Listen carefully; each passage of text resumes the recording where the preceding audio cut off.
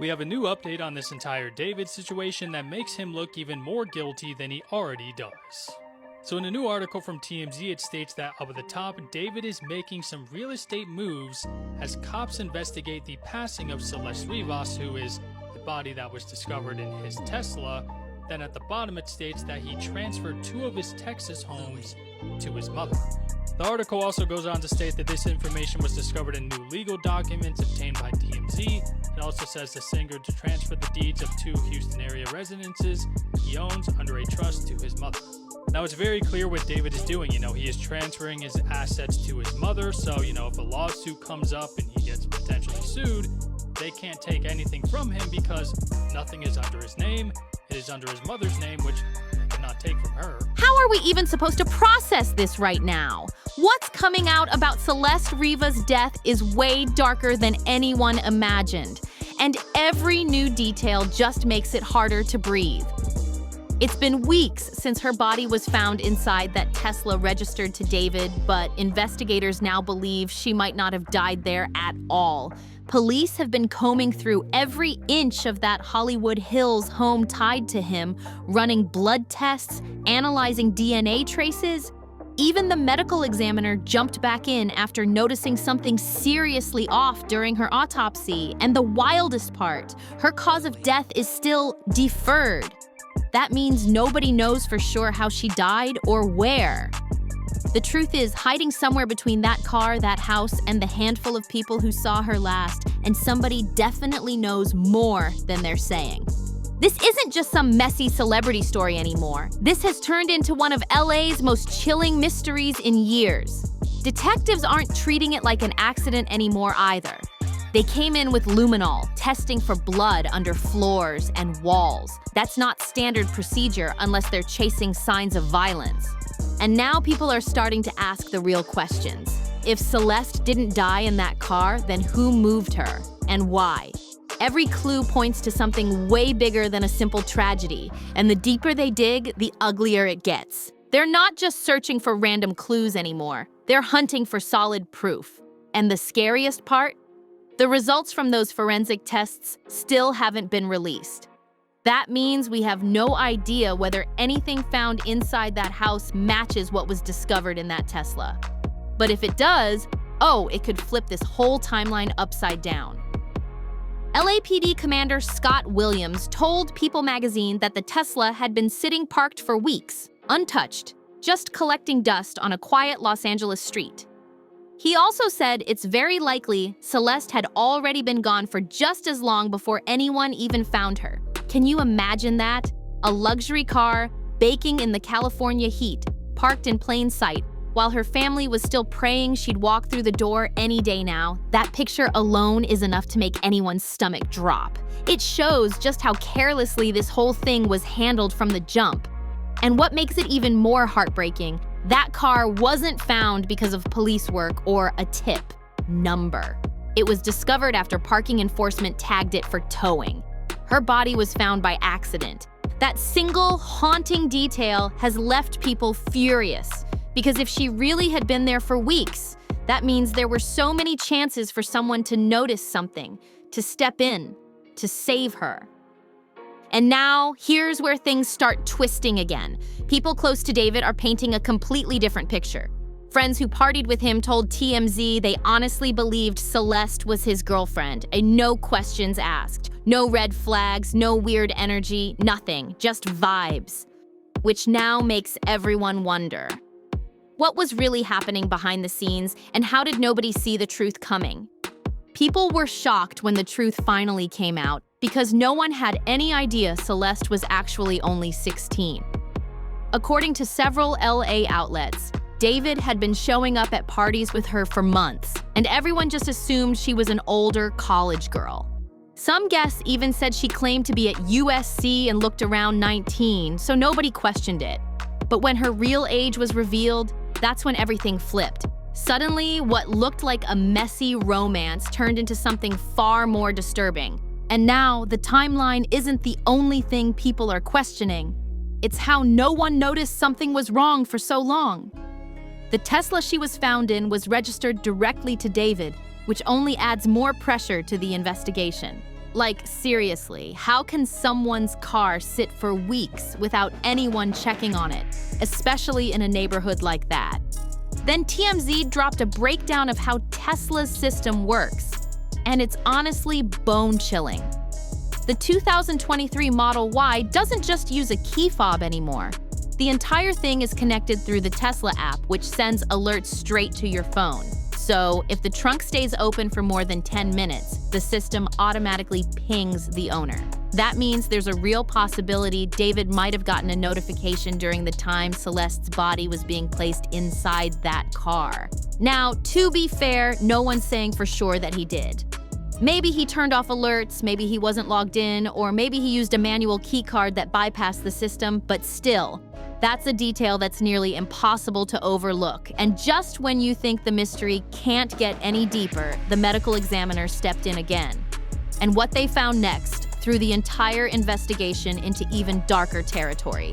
According to the Los Angeles County Medical Examiner's Office, Celeste's autopsy didn't give investigators any solid answers. No clear cause of death. Nothing conclusive. Her case has been officially marked as deferred, and while that sounds like medical jargon, it really just means one thing. They still don't know how she died. The doctors completed the physical exam, but what they found didn't line up with any of the theories flying around online, and that has everyone uneasy. Now, the whole investigation is stuck waiting for toxicology results, which can take weeks, sometimes even months. And if you followed enough of these high-profile cases, you already know that's a huge red flag. But here's where things get even more shocking. The report confirmed that Celeste wasn't pregnant, even though that rumor had been spreading like wildfire the moment her body was discovered. That one line in the report instantly silenced a lot of ugly speculation that had been twisting her story before the facts were even out. Still, what's missing from the report is even more haunting. There's no mention of how she died or why. Nothing. It's like the truth's still hiding in plain sight, buried under layers of unanswered questions. Then came the LAPD's official statement shared through Complex, and it sent chills through everyone reading it. They said they can't label this a homicide. Not yet, because the medical examiner hasn't determined the cause or manner of death. Their exact words were, "It remains unclear whether there is any criminal culpability beyond the concealment of her body." That phrase, beyond the concealment of her body, and hit people like a gut punch. It basically confirms that someone hid her, that someone knew she was gone and still decided to say nothing. That chilling truth alone has turned this from a mystery into something way darker, because whoever stayed silent all this time might be walking free right now. And here's the part that's really making people uneasy.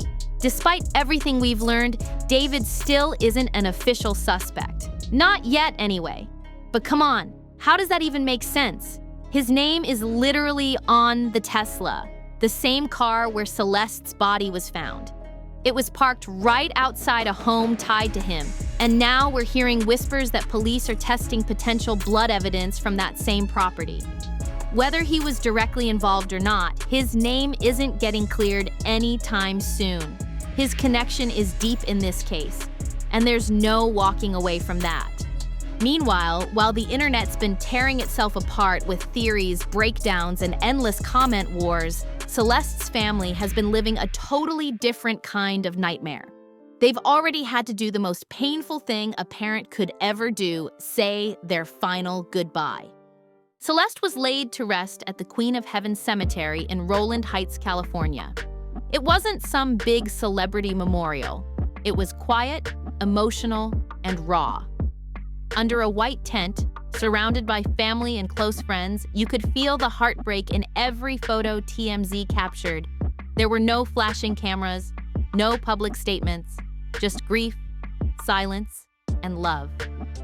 Her funeral took place on October 6th, nearly 2 weeks after her body was finally released to her family. Imagine that pain, knowing your child is gone, but you can't even bring them home because of an ongoing investigation. That's the kind of heartbreak no parent should ever endure. And honestly, that's what gets lost in all the online noise. Behind the hashtags, the TikToks, and the Reddit threads, This isn't just some true crime mystery people are dissecting for clicks. This was someone's daughter, someone's friend, and her story deserves justice, not speculation. At the heart of all this chaos, there's just a grieving family trying to hold it together, while the rest of the world keeps dissecting every detail of their loss. And while we've already gone over how that Tesla was discovered abandoned, what the private investigator uncovered adds a whole new layer of mystery. Steve Fisher, a private investigator who's been following the case closely, gave a chilling description of the car's condition. He said, and these were his exact words, "The car almost looks like it's been off-road in the desert or something." That statement alone sent shockwaves through everyone tracking the case.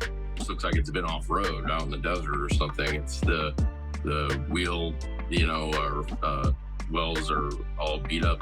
He explained that the wheel wells were torn up, the body was blanketed in dust, and there were massive dents in the back, like it had been through one rough, chaotic ride before it ended up parked for weeks on that quiet LA street. If what Fisher says checks out, then this isn't just about what happened inside that car. It's about where that car had been before anyone even found it. That means somewhere out there could be a missing piece of this puzzle, maybe a location that holds the real truth about Celeste's final moments.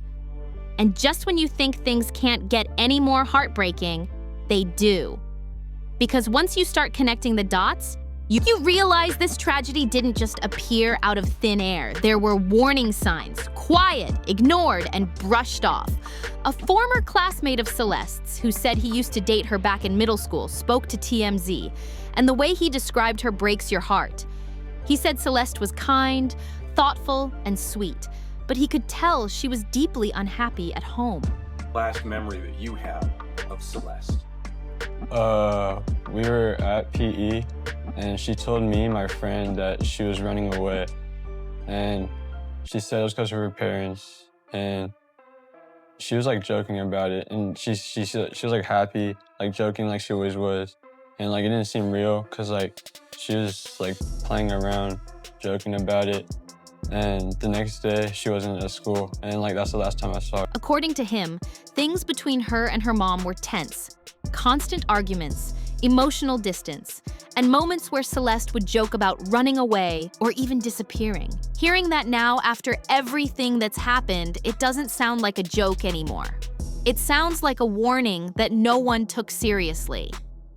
Back then, Celeste's words probably sounded like something every frustrated teenager says in the heat of the moment.